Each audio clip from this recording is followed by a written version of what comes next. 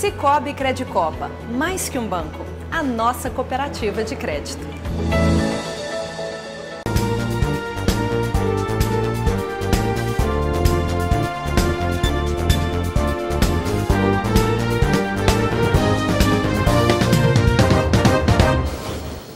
Olá, muito boa noite para você. Exclusivo, a assessora parlamentar revela todos os detalhes de denúncia de assédio sexual que fez contra o vereador Marquinhos das Bananas. A assessora gravou por meses os abusos que teria sofrido. A advogada pede medida cautelar para proteger a assessora. Ex-prefeito José Eustáquio depõe a CPI da Copasa e afirma que houve negociações sobre cobrança da taxa de esgoto, mas que decisão judicial impediu o avanço. A gente vai mostrar também que Patos de Minas confirmou mais 3 mortes por Covid-19. Microrregião de Patos de Minas avança para a onda amarela do Minas Consciente. Homem de 34 anos é preso em São Gotardo suspeito de latrocínio.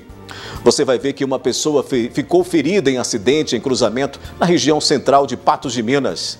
Moradores reclamam da falta de mais ônibus no Jardim Europa. Tem ainda a análise da notícia e muito mais informações a partir de agora.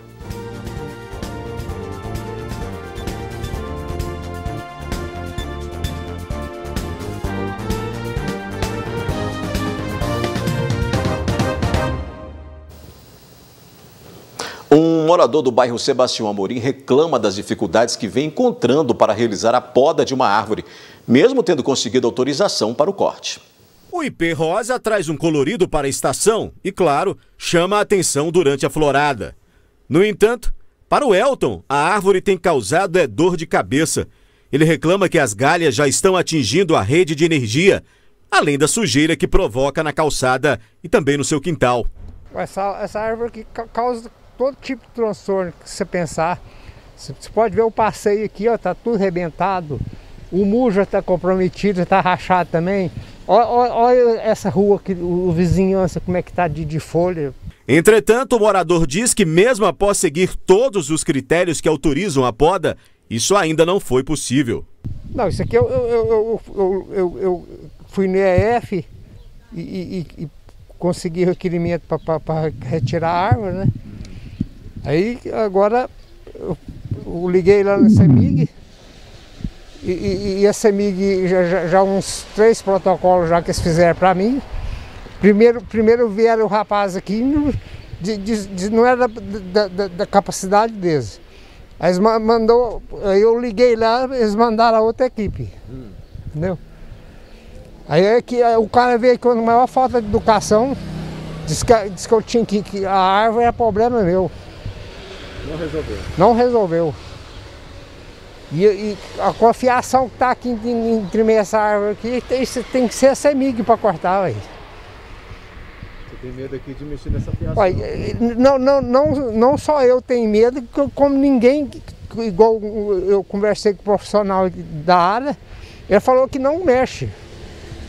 O morador ficou indignado com a resposta que recebeu de sua reivindicação, entendendo que a companhia de energia seria a responsável pelo serviço. A CEMIG tem que tomar providência e cortar, podar, desgaiar a árvore. Ela estando desgaiada, o tronco eu sei que é por minha conta. Agora desgaiar a árvore é por conta da CEMIG.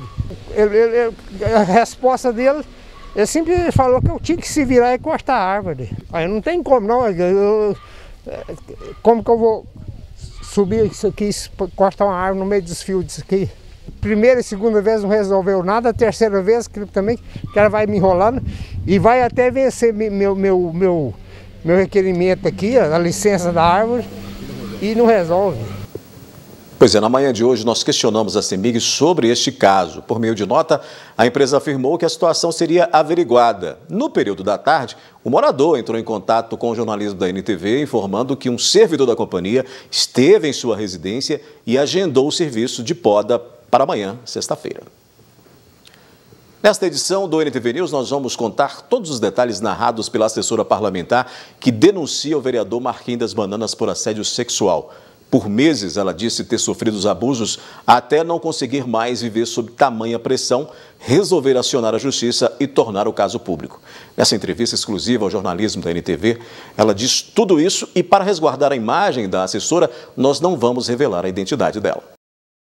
A assessora parlamentar revelou todos os detalhes até então guardados sob o medo das ameaças.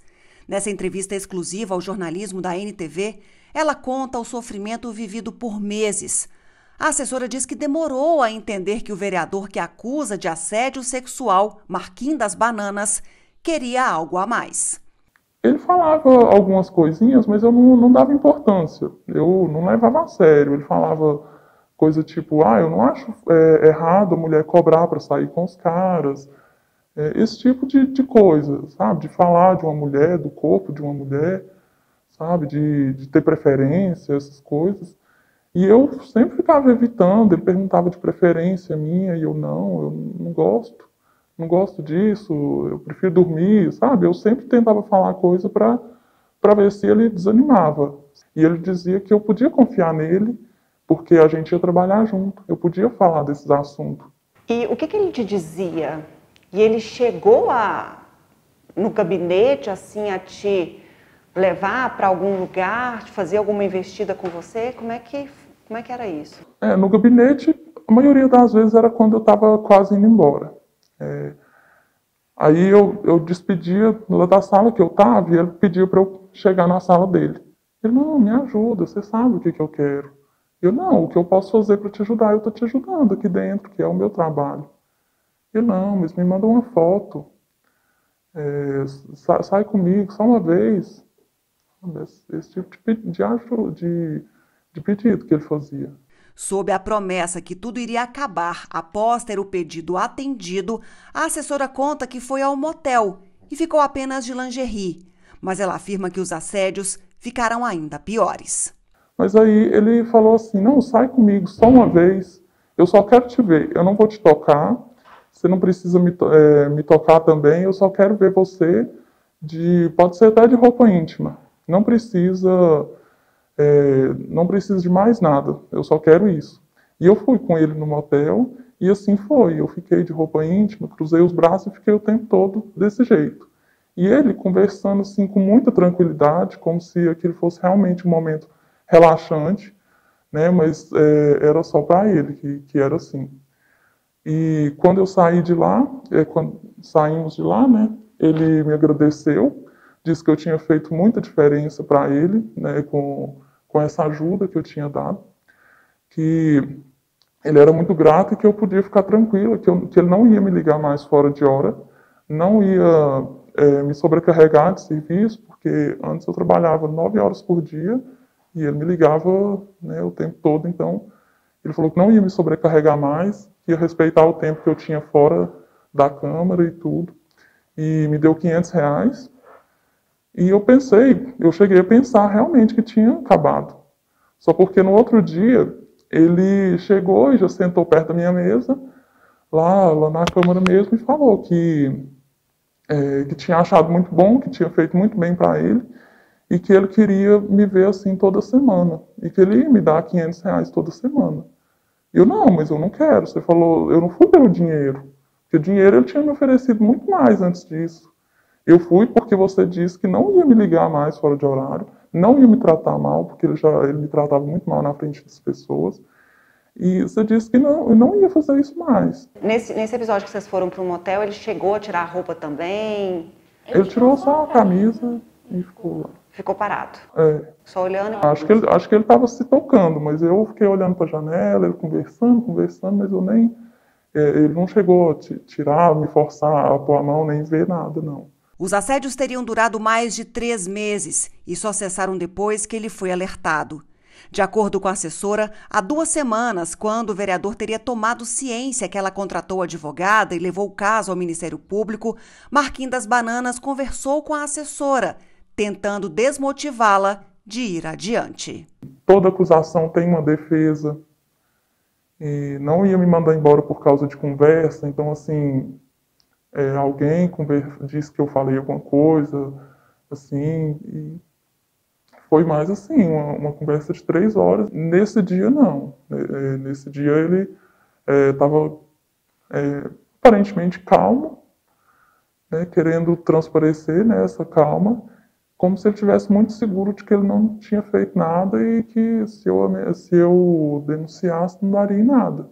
A assessora reuniu provas para acionar a justiça e muitos dos abusos que teria sofrido foram gravados. Você tem provas que comprometem de fato, que provam que de fato aconteceram esses assédios? Sim, a maioria dos assédios eu tenho gravado. Não são todos, porque às vezes o celular estava sem bateria ou por algum motivo alguma coisa passava, mas a boa parte eu tenho sim gravado. Tá a voz dele lá em tudo. Não foi mensagem de texto que ele pode alegar que alguém clonou o celular, que alguém enviou sem ele perceber. Foi tudo ligação. O que não era por ligação era pessoalmente. Para a advogada da assessora, Kátia Mendes, as provas são consistentes. A gente precisa entender que assédio, né, porque ele se usava do poder hierárquico dele para assediá-la, enfim, e transformou isso numa moeda de troca. Normalmente isso é cometido, obviamente, longe dos olhos das outras pessoas, justamente para não deixar prova.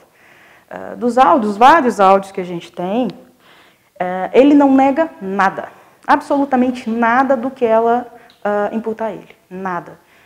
Então eu acredito que os áudios, que também vão ser periciados pela Polícia Civil, que já estão de posse, inclusive que a Polícia Civil já está de posse, o Ministério Público já também tem cópia, o Judiciário já tem cópia.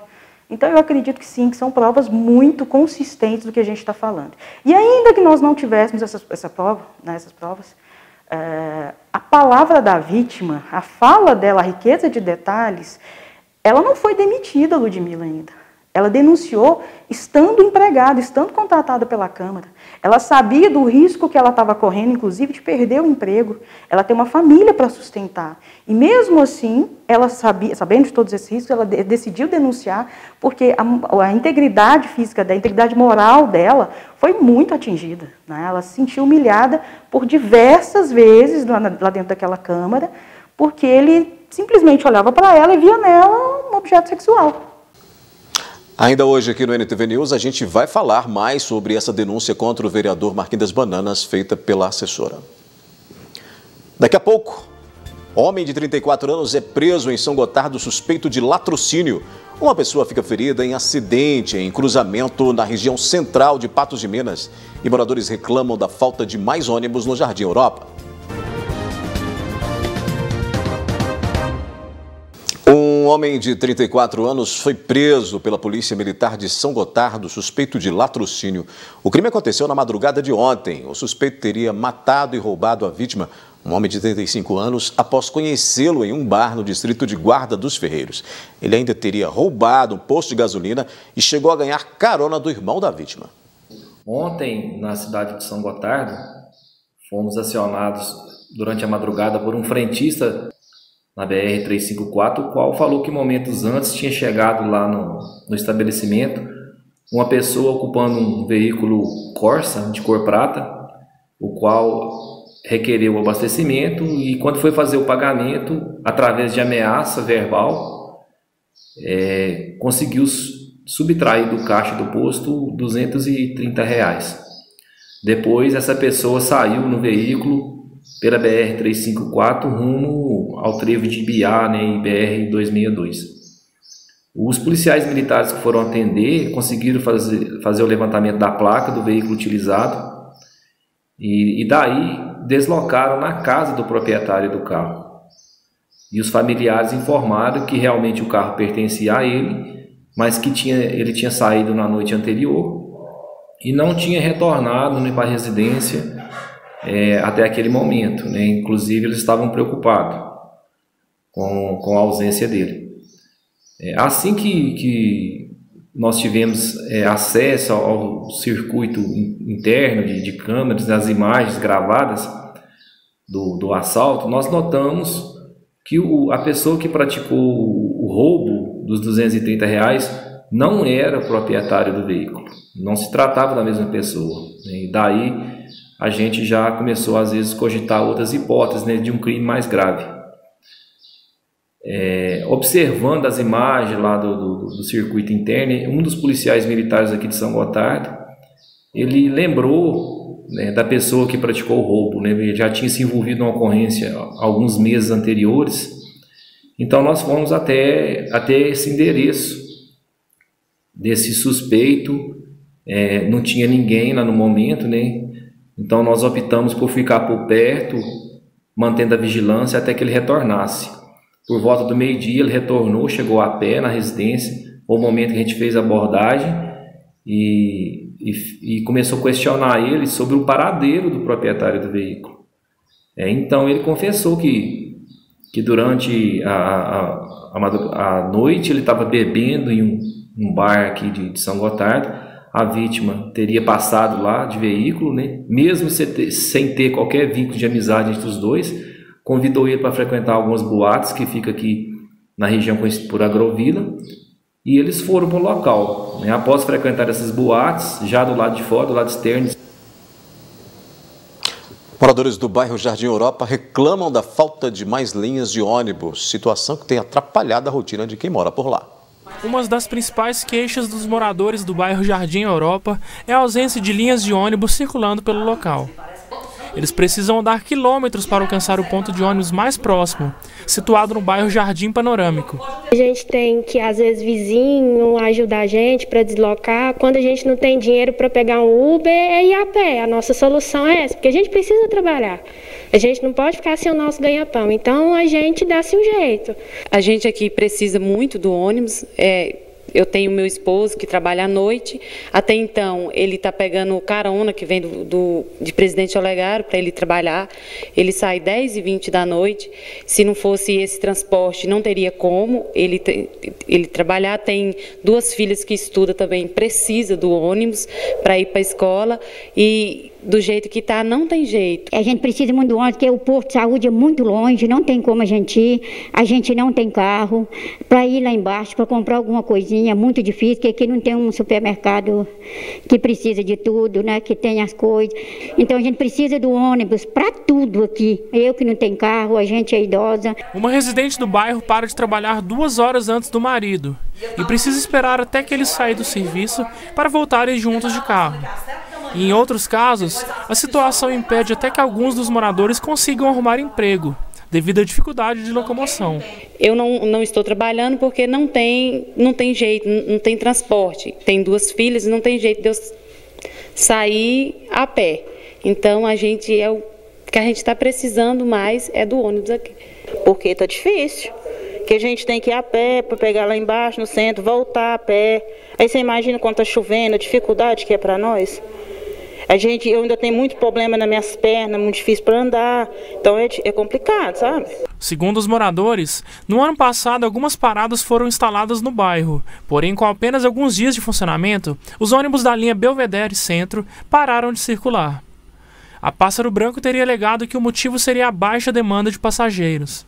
Eu andei nele, porque não tinha outra opção, então a gente tinha que mudei até meu horário de começar mais tarde para poder seguir o ônibus, e simplesmente ele falou que não ia correr porque estava praticamente só eu que estava andando nele, sabe? Porque tinha muito pouca gente na época mesmo. A gente ficou assim bem desapontado com o alegato que falaram pra gente aqui, falaram que o ônibus garrava, mas eu acho que não garra, sendo que o lixeiro passa em todas as ruas. Eu acho que isso não é uma desculpa assim plausível para isso. Devido à situação provocada pela falta de transporte público no bairro Jardim Europa, moradores estão alugando as próprias casas e se mudando para regiões centrais da cidade. O bairro já cresceu. Se fosse há 1, 2 anos atrás, poderia ser uma desculpa, mas agora não tem desculpa para isso. Então a gente necessita do ônibus para isso.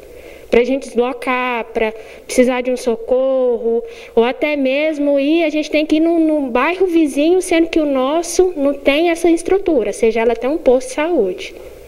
Então eu acho que já passou da hora da gente ter esse direito. Por que não o ônibus para nós não? Nos outros bairros tem, por que não para nós? Né? Então a gente necessita, por favor, arruma o ônibus para nós, porque precisamos do ônibus. A Pássaro Branco, que é a empresa responsável pelo transporte coletivo em Patos de Minas, informou ao jornalismo da NTV que interrompeu o serviço devido à paralisação das aulas presenciais nas escolas, isso lá no ano passado. Mas que a previsão é de que a partir de agosto a empresa deverá retornar com a prestação de serviço. O que a empresa não foi sensível nesse caso é que não são só os estudantes que dependem aí desse transporte, mas toda a população que reside ali naquele bairro, né, naquela localidade, o que é um grande absurdo na prestação de um serviço de transporte público urbano. Um grave acidente foi registrado ontem à noite na esquina da Rua Major Gotti com a Rua Olegário Maciel, no centro de Patos de Minas, e envolveu 2 veículos. Uma pessoa ficou ferida. A picape Saveiro seguia pela Rua Major Gotti quando teria avançado o sinal vermelho e batido na traseira do CrossFox, que seguia sentido Rua Olegário Maciel. Devido ao impacto, os 2 carros rodaram pela via. A picape ainda derrubou uma placa e só parou depois de bater em um estabelecimento comercial. O motorista da Saveiro, de 23 anos, chegou a ficar desacordado, mas foi socorrido consciente por uma equipe do SAMU. Ele se queixava apenas de dor e foi encaminhado para uma unidade de saúde. No outro carro havia um casal que não teve ferimentos, porém a passageira de 24 anos está grávida de 42 semanas e a informação é que o parto está agendado para o próximo sábado. Por precaução, ela foi imobilizada e encaminhada para o Hospital Regional Antônio Dias para passar por avaliação. Os veículos ficaram bastante danificados. A informação é de que o condutor do CrossFox é habilitado apenas para a condução de motocicletas. O motorista da picape está devidamente habilitado e os veículos estavam com as documentações regularizadas. Batida violenta, né? A seguir aqui no News, Mata do Catingueira é incendiada de novo. E mais detalhes sobre a denúncia de assédio sexual feita por assessora de Marquinhos das Bananas. Ela vai contar que era sobrecarregada de trabalho com quando teria recusado pedidos pessoais do vereador.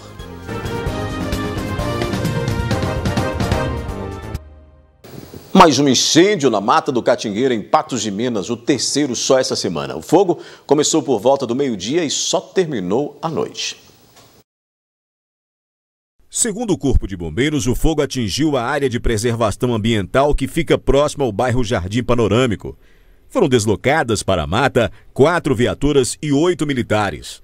Os focos estavam em várias partes diferentes da mata.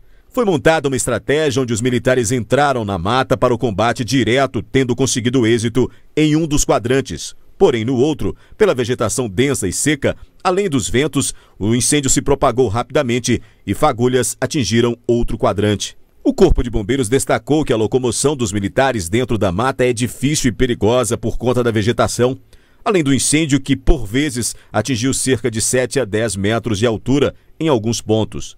Os militares precisaram rastejar para conseguir se deslocar. Por volta das 20 horas, as equipes conseguiram controlar o incêndio. As causas não são conhecidas e a área queimada ainda não foi estimada. A equipe do Corpo de Bombeiros contou com o apoio do caminhão-pipa da Prefeitura Municipal de Patos de Minas. A assessora que denuncia o vereador Marquinhos das Bananas de assédio disse na entrevista exclusiva à reportagem da NTV que com as recusas aos pedidos do parlamentar, ela era sobrecarregada com trabalho. Com toda a pressão vivida, teve que buscar ajuda com o médico psiquiatra. Durante meses, a assessora sofreu calada até que resolveu revelar tudo. Quando que você viu que era hora de fato, denunciar? Que era hora de tornar isso público, até para que não ocorresse com mais pessoas? Foi a partir da questão do motel, porque que ele veio me informar que queria me ver toda semana, que eu recusei, ele passou a me tratar muito mal, aí eu realmente não é justo eu ficar calada. Ela diz ainda que não é a primeira que teria sido assediada pelo vereador. Gente que ele prometeu ajudar com emprego, que conseguiria um bom emprego para essa pessoa, e essa pessoa queria, né? E ele pediu foto, essa pessoa mandou foto do rosto, pensando que era para repassar, né, para esse possível empregador. E ele chegou a falar que não era esse tipo de foto, que ele queria foto de corpo inteiro, uma foto dela bonita. E aí ela já desanimou do serviço. Por não ceder mais às investidas, ela teria sido sobrecarregada com trabalho. Ele me ligava o tempo todo. tempo todo mesmo, não tinha horário. Ele dizia que minha carga horária era 24 horas, que eu tinha que estar disponível 24 horas por dia. A hora que ele precisasse, me chamasse, eu tinha que atender de qualquer forma. Você tem que estar disponível 24 horas. E não é qualquer, assim, funções definidas. É qualquer favor que ele quisesse fazer para outras pessoas, eu tinha que fazer.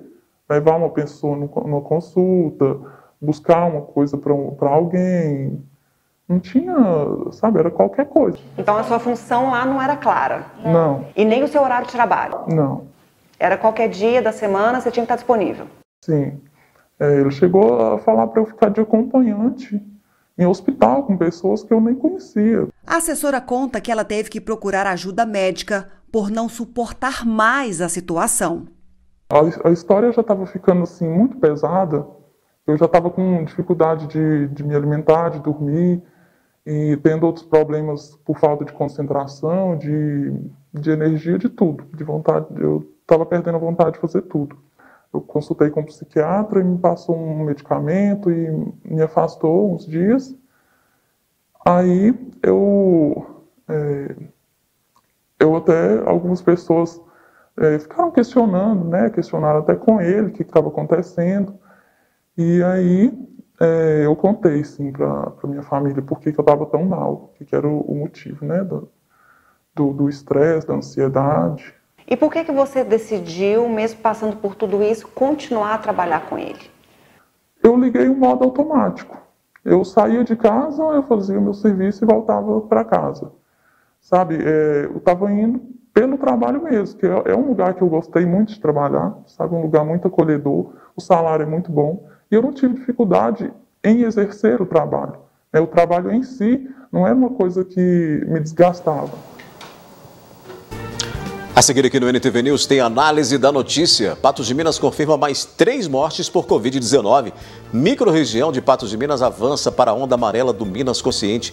Guarda compartilhada. Mulher denuncia ex-marido de pressão psicológica e de mentir sobre querer visitar as filhas.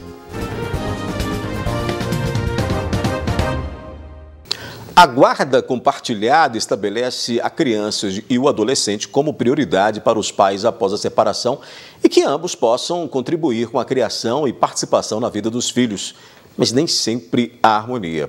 Em Patos de Minas, uma mulher denuncia o ex-marido de pressão psicológica e de mentir sobre querer visitar as filhas. Ela afirma que sequer foi procurado pelo site para dar a própria versão da história, pois, segundo ela, ele teria dito aos jornalistas que não possuía nenhuma forma de contato com a ex-parceira.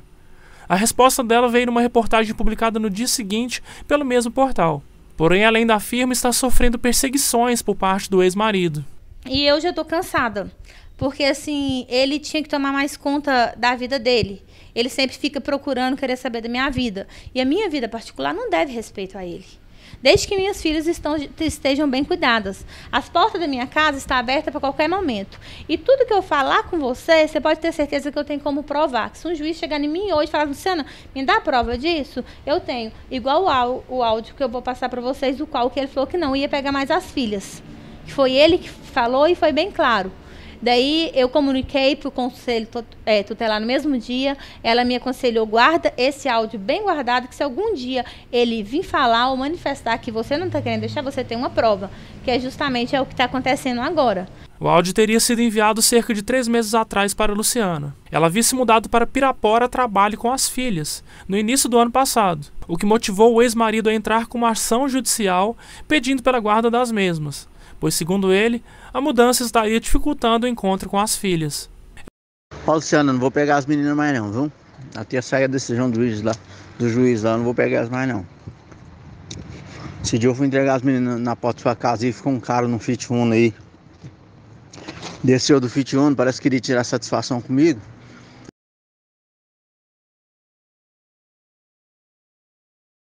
Arruma as pessoas. E os caras querem tirar satisfação. E eu tô de boa, só. Eu tô de boa. Só que eu não sei que você apronta que toda vez que eu for entregar menino for desse jeito, não tem jeito. Vai na casa de um, fica me encarando. Vai na casa do outro, fica me encarando. Eu tô de boa, eu tô na minha vida, eu tô casado, tenho minha família, minha mulher, entendeu?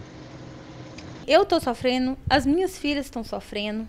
Eu sei que elas sentem falta do pai, entendeu? Querendo ou não, ele quando tá com elas, ele sabe ser um bom pai. Ele é um bom pai, elas gostam dele. Igual eu falei com ele, não proíbo. Então, se eu cheguei nele e falei com ele, você pode pegar elas no próximo final de semana e no outro, pegar 2 seguidos ou até 3. Para que ele tinha necessidade de ir e expor as filhas dele? Esta advogada explica que a guarda dos filhos é compartilhada independente da situação dos pais e que alguns aspectos de casos como estes podem ser enquadrados como alienação parental. Quando um dos pais não exerce conforme determina a nossa legislação e dificulta a convivência do pai que não está com a posse física da criança, costuma-se configurar os atos de alienação parental, que são puníveis na legislação, inclusive com a perda da guarda, reversão da posse e até mesmo com multa, além da advertência que os pais podem sofrer devido a essa conduta, que influencia negativamente na formação psíquica da criança, denegrindo a imagem de um dos pais, mantendo um sem o acesso às informações do outro, sem que o pai tenha contato com o filho, informações através de mensagem e mesmo exerça as visitas. Separados há 4 anos, Luciana alegou que sofre agressões verbais constantes por parte do ex-marido e até mesmo da atual esposa dele. E fora isso, tem outras coisas que vêm acontecendo. Ele já discutiu com um filho meu de 14 anos. Na época ele estava com 14, agora ele está com 15, por telefone, assim, falou, me xingou de nomes horríveis, tanto ele quanto a esposa dele. Então, são situações assim que está acontecendo que está... como eu te falo, tá me deixando muito, muito chateada. Uma outra queixa de Luciana é que o ex-companheiro também estaria prestando queixas falsas ao Conselho Tutelar e à Polícia Militar, criando transtornos recorrentes a ela e às filhas. O Conselho Tutelar já perdeu tanta paciência que já falou com ele que nem na minha casa não vai mais. Porque toda vez que vai, eles vão sempre de surpresa, que vocês devem já conhecer, sabe como que é o trabalho deles. Eles chegam, a denúncia deles só não procede, não procede, não procede. Igual ela falou assim que não vai mais na minha casa mais. Vai ver que o juiz pega e resolve. E sempre quando ele também conversa, e o que eu estou te falando, igual eu te falei, eu tenho como provar, quando ele conversa com as nossas filhas, ele vira para ela e fica assim, eu vou mandar a polícia ir na sua casa, o Conselho Tutelar vai na sua casa, porque eu estou na justiça. Desde quando que isso é um papel de um pai conversar com a criança agora que elas estão com 6 e 7 anos, mas desde os 5 e 6 anos que elas vêm ouvindo isso. Isso não é um papel de um pai fazer. Ele está prejudicando, querendo ou não, está prejudicando a mente delas. Além dessas hipóteses, a gente precisa mencionar que a falsa denúncia para o Conselho Tutelar e outros órgãos de fiscalização que um genitor faz em desfavor do outro para prejudicar a convivência, também configura atos de alienação parental passíveis de punição na legislação brasileira. Se isso não for alienação parental, eu não sei o que é. Ele, como pai, tem o direito dele, eu jamais vou proibir. Mas eu estou pedindo um apelo como mãe e como mulher, que ele me deixe em paz e aprenda a ser um pai para as filhas dele. Um pai que ele era antes, que eu não sei o que está acontecendo com ele nos tempos para trás. Entramos em contato com o ex-marido de Luciana, porém ele preferiu não se manifestar sobre o caso. Tudo que os filhos não precisam, tudo que as crianças, filhas de casais separados não necessitam, não têm a menor necessidade de passar por isso, né? De ter problema com alienação parental e de ficarem envolvidos em uma disputa deste casal que está separado. Assunto para a gente abrir a análise da notícia de hoje, com a participação da jornalista Ludmila Bahia, que divide tela comigo. Boa noite, Ludmila. Oi, Adair, boa noite para você, boa noite para todos que acompanham a análise da notícia no NTV News. E a gente abre esse momento da nossa conversa com essa notícia que, infelizmente, é cenário presente entre muitas famílias. Só que os pais esquecem que estão prejudicando de uma forma exagerada, grandiosa, os bens mais preciosos que são os próprios filhos. Por intriga, por desavença, por bobagens, acabam frustrando essas crianças, esses adolescentes, prejudicando no desenvolvimento, no rendimento escolar, no convívio na sociedade.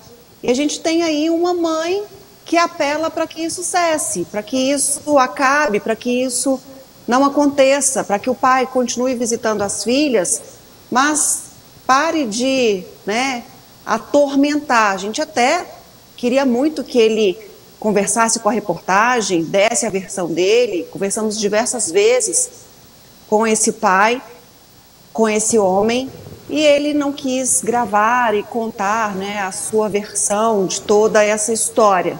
Mas fato é, Odair, que a gente tem aí uma história clara, um fato claro, onde duas crianças estão saindo muito prejudicadas. Talvez seja a hora até da justiça intervir para poder estabelecer uma harmonia, já que os pais não estão conseguindo estabelecer. Pois é. A gente muda de assunto, Ludmila. Minas Gerais registrou queda de 9% na taxa de incidência da Covid-19 na última semana. Por isso, o Comitê Extraordinário Covid-19 decidiu que as macro-regiões Centro-Sul, Jequitinhonha, Norte e Oeste avancem para a onda verde. Está aí na tela, inclusive, o mapinha, A onda verde é a mais flexível do Plano Minas Consciente. Já a macro-região leste do sul progrediu para a onda amarela. A noroeste continua na mesma, na amarela. As mudanças valem a partir do próximo sábado, 31 de julho. Minas Gerais também registrou queda nos números de óbitos e de espera por leitos, Ludmila. Pois é, Odair, segundo o secretário estadual de saúde, o Fábio Baquerete, os números têm melhorado expressivamente no estado, muito por conta do avanço da vacinação, desse rito esperado aí por milhares de brasileiros. E atualmente a ocupação de leitos exclusivamente por Covid no estado de Minas Gerais, leitos de enfermaria de 79,03% e de terapia intensiva quase 55%. O Estado também vai se reunir, esse Comitê Extraordinário Covid-19 vai se reunir também, Odair, para refinar o protocolo do Minas Consciente com relação à realização de eventos culturais, esportivos. Então a gente deve ter aí uma nova versão do Minas Consciente com relação a essas atividades nos próximos 30 dias. Ludmila, e a nossa micro-região, ela que tinha na semana passada ido para a onda vermelha, ela retornou para a amarela, Então, Odair, a gente tem um cenário mais favorável para a micro-região Patos de Minas, agora na onda amarela, se bem que no município continua como está, porque a decisão do prefeito Luiz Eduardo Falcão foi que a orientação no município fosse seguida de acordo com a macro, que na semana passada, que essa semana, está na amarela, mas a decisão era que a micro Patos de Minas estivesse na vermelha. E aí cabe a cada gestor decidir se segue a orientação da macro ou da micro. A decisão no município foi de seguir a macro, portanto, que estava na amarela, e segue na próxima semana nessa mesma situação. Ludmila, vamos aos números da Covid, portanto, já que a gente está nesse assunto, no boletim epidemiológico de Patos de Minas desta quinta-feira, que está aí na tela o comparativo entre hoje e ontem, foram confirmados aí 29 novos casos da Covid-19, foram registrados mais 3 óbitos ocorridos no dia 27, As mortes são de 2 homens de 55 e 85 anos e de uma mulher de 67 anos, Ludmila. Pois é, Odair, a gente tem aí um boletim preocupante com relação às mortes, porque a gente sempre fica assustada quando a gente, mesmo com esse rito de vacinação em aumento, Patos de Minas vai receber, por exemplo, amanhã, 2.190 doses da vacina contra a Covid-19, segue ampliando também o público com relação a faixa etária, e a gente fica muito triste ao ver que mesmo com o avanço da vacinação ainda registramos mais mortes e nesse boletim 3. E ainda é muito alto a média de novos casos quando a gente contabiliza e vê os registros dia a dia. Nós estamos chegando a 49 a média de casos novos. É a maior média do mês de julho. Então a gente tem aí números que ainda são desconfortáveis. Entretanto, também a gente tem aí uma diminuição no total de internados quando a gente focaliza ali somente Patos de Minas, né? Ontem eram 62 ao todo, hoje 55. Pois é, Ludmila, mas enquanto o boletim de Patos de Minas aponta 510 mortes, que está aí na tela, o do Estado mostra 514. Aquela discrepância que a gente tem falado dela aqui ao longo das últimas semanas, dessa diferença entre Estado e município, né? Pois é, Odair.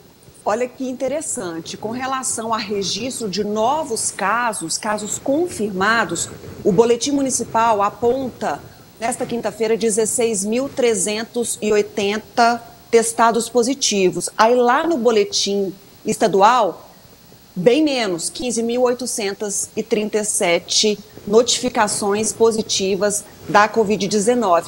Mas com relação a óbitos, a gente tem visto aí desde a semana passada, o Estado atualizando mais rapidamente com relação às confirmações de falecimentos em decorrência do coronavírus. Então a gente tem 4 a mais, não é isso? 4 a mais no boletim estadual. Aqueles números que a gente sempre fica confuso e não dá para fazer muita conta pelos boletins com essas divergências todas, mas a gente sabe que é um número muito alto.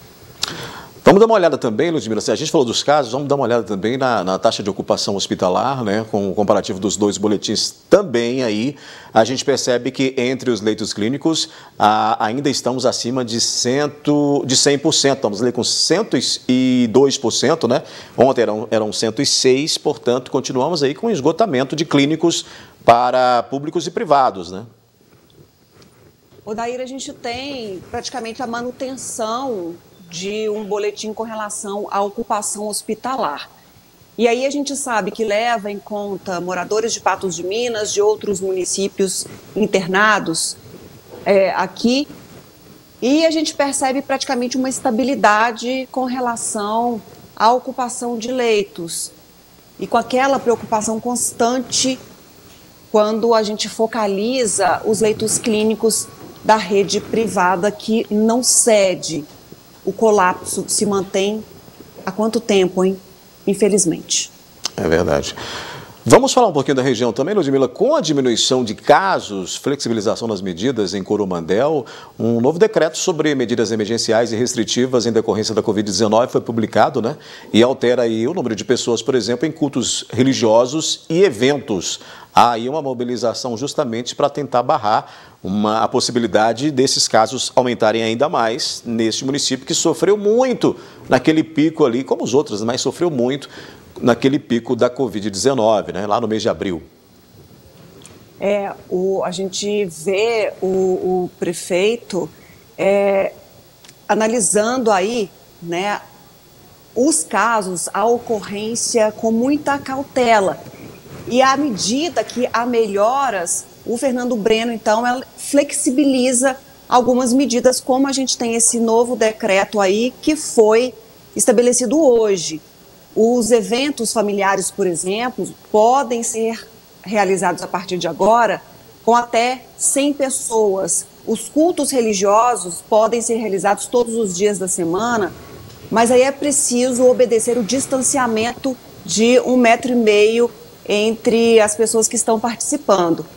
É aquela questão, daí precisa sim olhar caso a caso, detalhe a detalhe, para não perder aí a corrida, para que os números continuem positivos com relação à Covid-19. Pois é, Ludmila, a gente falou agora há pouco, você chegou a citar a questão de vacinação e hoje a Anvisa alertou que casos raros de síndrome de Guillain-Barré, que é um distúrbio neurológico, né, autoimune raro, no qual o sistema imunológico ali danifica as células nervosas após a vacinação contra a Covid-19, têm sido relatados em diversos países, inclusive aqui no Brasil. A agência informou ainda que, até o momento, recebeu 27 notificações de casos suspeitos da síndrome após a imunização com a vacina da AstraZeneca, além de 3 casos com a vacina da Janssen e outros 4 com a da Coronavac. A Anvisa explicou que os episódios pós-vacinação são raros, mas já conhecidos e relacionados a outras vacinas, como, por exemplo, a da gripe. O que então aí sugere que isso não é exclusivo da Covid-19, deixando claro. Ainda de acordo com a agência, a maioria das pessoas se recupera totalmente do distúrbio. Não há, então, portanto, nenhuma recomendação de não vacilar, uma explicação do que está acontecendo e para que as pessoas fiquem também tranquilas, né, Ludmila? Exatamente, é uma forma do órgão que gerencia, né, que observa a regulação, a aprovação dos medicamentos, o que é ou não autorizado, agir com muita transparência e conversar com a população sobre o que está acontecendo, ao invés de guardar esses números numa gaveta, expor uma situação. Mas aí é mais uma situação até tranquilizadora, de falar, olha, existe problema, como qualquer vacina, você pode ter algum tipo de reação. Nós já conversamos com especialistas, fizemos matéria e exibimos em nossos telejornais, falando exatamente isso, que qualquer vacina pode ter algum tipo de reação sim. E no caso das vacinas contra a Covid, a gente percebe também essas reações, algumas raras, mas são casos poucos, nada de preocupar. O que a gente precisa é dizer sim à vacina para que a gente possa ficar tranquilos com relação ao coronavírus. Muito bem, vamos fazer uma parada rápida aqui na análise, Ludmila. A seguir, a assessora que denunciou Marquinhos das Bananas por assédio sexual pede por justiça. E ex-prefeito José Eustáquio depõe a CPI da Copasa e afirma que houve negociações sobre a cobrança da taxa de esgoto, mas decisão judicial impediu o avanço. Cerca de 250 milhões. Este é o valor que a Copasa terá que devolver para cerca de 75 mil moradores de Belo Horizonte e de Contagem, que tiveram cobranças indevidas por serviço de tratamento de esgoto que não foi prestado. A determinação resulta de um processo administrativo instaurado pela Agência Reguladora de Serviços de Abastecimento de Água e Esgotamento Sanitário de Minas Gerais. O processo foi aberto, segundo a ARSAI, após o Ministério Público identificar inconsistências entre a capacidade de tratamento de esgoto nas estações Onça e Arrudas e o volume de esgoto tratado faturado pela companhia. Todos os consumidores afetados deverão receber a devolução equivalente ao dobro do que foi pago em excesso e a correção dos valores por IPCA mais juros de 1% ao mês. A Copasa afirmou que não reconhece nem aceita os valores e que vai recorrer judicialmente da decisão. Falar em Copasa, o ex-prefeito José Eustáquio foi o depoente desta quinta-feira da CPI da Copasa. José Eustáquio afirmou que houve negociações com a companhia quanto à taxa de esgoto, porém uma decisão judicial impediu o avanço. Ainda afirmou que não foi possível diálogo após Romeu Zema se tornar governador. O depoente da vez, José Eustáquio Rodrigues, ex-prefeito de Patos de Minas, afirmou que durante sua gestão, propostas da prefeitura foram feitas à Copasa. O grande problema que a Copasa tem aqui em Patos é a cobrança da taxa de esgoto. Então isso causa uma contrariedade muito grande em toda a população. Então a primeira proposta que nós entregamos em Belo Horizonte, na ARSAI, foi já uma proposta de alterar a cobrança do esgoto. E nós trabalhávamos nesse sentido. Depois a ARSAI teve aqui, a Copasa teve aqui, nos apresentou uma contraproposta, nós mandamos outra proposta para eles e foi assim, trocando umas 3 ou 4 propostas para um lado e para outro, contraproposta e contraproposta, até que deu tudo certo.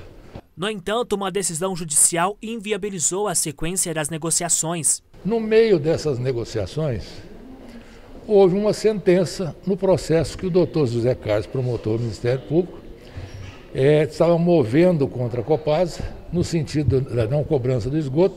Houve uma sentença do doutor Zé Humberto da Silveira, que não podia dar sentença diferente por determinação do STJ, e dizendo que era legal a cobrança da taxa. Aí me deslocou, né? Me arrebentou. E depois o doutor Zé Carlos entrou com um agravo de instrumento essa sentença foi para Belo Horizonte e foi referendada pelo Tribunal de Justiça. Então não estou negociando, tentando negociar alguma coisa com alguém. Vem uma sentença contra aquela negociação, contra, entre aspas, né? Aí eu fiquei numa situação difícil. Para José Eustáquio, faltou diálogo com a Copasa, principalmente após a chegada do governo Zema. A grande queixa que eu sempre fiz na Arsai e na Copasa era a falta de informação que a gente tinha por parte da Copasa. Isso nas atas das reuniões que nós fizemos em Belo Horizonte, que eu li aqui, eu falo isso. Em Belo Horizonte falei isso e volto a falar. O diálogo da Copasa com a Câmara, com a Prefeitura, é muito ruim. Para a comissão, o depoimento foi satisfatório. Olha, o depoimento do Zé Eustáquio, como assim eu esperava, ele foi um dos depoimentos mais ricos, sabe? Assim, eu percebi assim, a verdade, né? Na fala dele, nas respostas. Ele trouxe material concreto, né?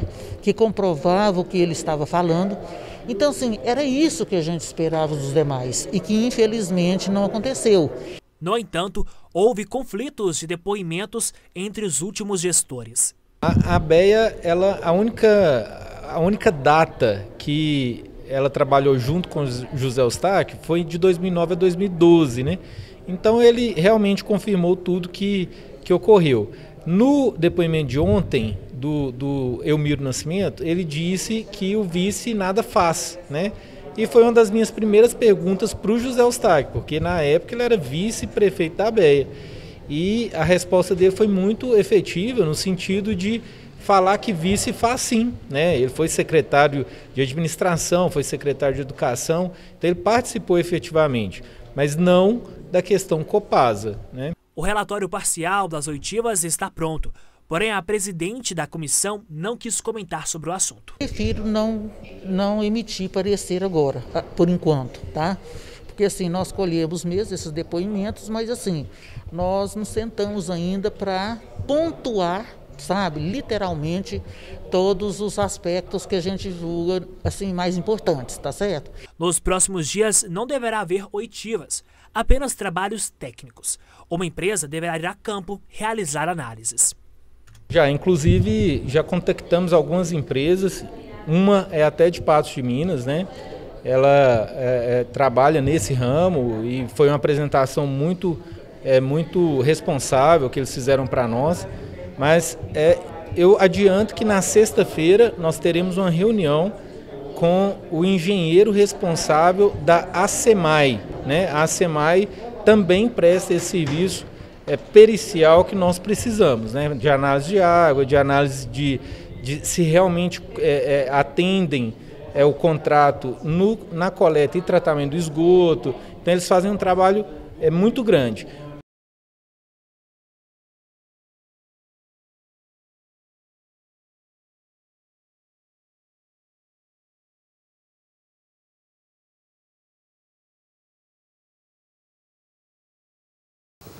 Portanto, Ludmila Bahia, mais um capítulo aí nesta CPI da Copasa na Câmara Municipal em Patos de Minas, né?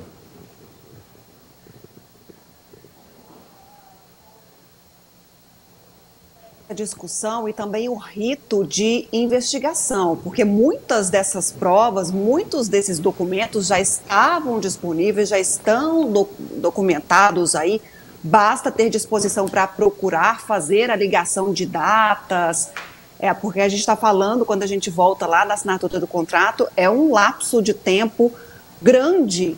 Então, os membros da CPI podem distribuir os trabalhos para buscar aí essa documentação e, como a gente comentou, ir direto no cerne do problema e da dúvida que restou diante o cruzamento dessas informações, dessas investigações feitas de forma preliminar. E aí é hora de acelerar também com as contratações dessas empresas que foram anunciadas lá no início, quando da abertura da CPI até, e aí a gente vê a demora nesse processo também. A gente precisa ter um desfecho, acelerar, porque o prazo está correndo. Pois é. Vamos girar o assunto, Ludmila, e aí a gente fazendo agora a terceira parte, né, daquela reportagem especial que você fez ontem e que o jornalismo da NTV traz aqui. Há meses vivendo sob ameaças de perder o cargo, sobrecarregada com trabalho, atormentada com assédios que estaria sofrendo, a assessora parlamentar que acusa o vereador Marquinhos das Bananas quer agora justiça. O caso foi denunciado ao Ministério Público em abril. Essa semana, a assessora procurou a Polícia Civil para registrar a denúncia de assédio sexual. Eu não esperava que fosse prolongar tanto, não. Eu pensava que fosse um pouco mais rápido. Não, assim, a questão definitiva, mas pelo menos de começar a apurar, né? Porque eu não fui ouvida, eu fui ouvida agora porque eu fui atrás da parte do boletim, né? De ocorrência e da denúncia em si, mas eu acredito que eu já deveria ter sido ouvida. O Ministério Público diligenciou, no caso, a Polícia Civil, para que seja feita a investigação, né? No entanto, de 2 semanas para cá, alguns fatos novos surgiram e a gente viu a necessidade, sim, do presidente da Câmara tomar ciência do que estava acontecendo e a gente teve que procurar também a Polícia Civil para ela relatar os novos fatos e também, obviamente, o que aconteceu de janeiro até hoje. A advogada pediu medida cautelar para resguardar a assessora e para impedir que o vereador faça qualquer tipo de contato com a vítima. A gente sabe do calvário que vai ser para ela daqui para frente, né, dos julgamentos que ela vai ter que enfrentar, julgamentos morais no caso, só que ela estava sofrendo desde então, né? Ela mesma narrou para você que chegou ao ponto dela ter que procurar um médico, porque ela ficou muito mal, muito abalada psicologicamente falando. E sim, eu acredito que ela deve servir de exemplo para outras mulheres terem a mesma coragem de denunciarem, né? Porque a empregada, no caso o contratado, ela o quê? Ela foi contratada para fazer as funções de assessora, mais nada, né? Ela não era uma prostituta, e mesmo assim, e ainda que fosse, ela tem o direito de falar, não, eu não quero, e enfim, todas as vezes que ela negou, ela sofreu uma espécie de chantagem emocional em razão disso. A advogada espera que o vereador seja condenado a partir da denúncia feita pela assessora. Tomamos todas as providências cabíveis na esfera criminal, e é óbvio que a gente espera que ele seja condenado, né, nesse âmbito. E a gente, sim, tem intenção de processá-lo civilmente, porque ele tem que ressarci-lo moralmente de tudo que ele fez. Eu espero, sim, que seja uma pena condizente com tudo que ele fez até então. E, principalmente, que seja didática para a vida dele, para que ele nunca mais repita. A assessora reforça o pedido por justiça. Eu espero que a justiça seja feita, porque prova suficiente tem. Eu não sei quais as punições, né, que podem caber nesse caso, mas que ele pague pelo que ele fez. Pois é, Ludmila, a lei diz que pessoas condenadas por assédio sexual têm uma pena de 1 a 2 anos de prisão. E esse caso, evidentemente, a justiça vai analisar. E tem que ser muito bem analisado realmente, né? Com absoluta certeza. Como a gente disse na reportagem, o Ministério Público tem conhecimento desse fato desde abril. Agora a Polícia Civil começa as investigações de fato. É um farto material, segundo eu vi também, chequei com a própria assessora, com relação às gravações, tem áudios enormes, gravações gigantescas ali que vão demandar um trabalho minucioso, mas, entretanto, necessário, até para esclarecer tudo isso e, de fato, dar uma resposta. Parabéns pela reportagem, Ludmila. Parabéns pelo furo de reportagem, aliás, reportagem exclusiva que você batalhou. A gente sabe a dificuldade que é para o jornalista buscar e conseguir falar com pessoas que são aí vítimas desse tipo de situação, mas você esteve lá e conseguiu. Imagino que foi depois ainda do NTV News, eu imagino que realmente aí tenha sido aí horas e mais horas de muito trabalho, né?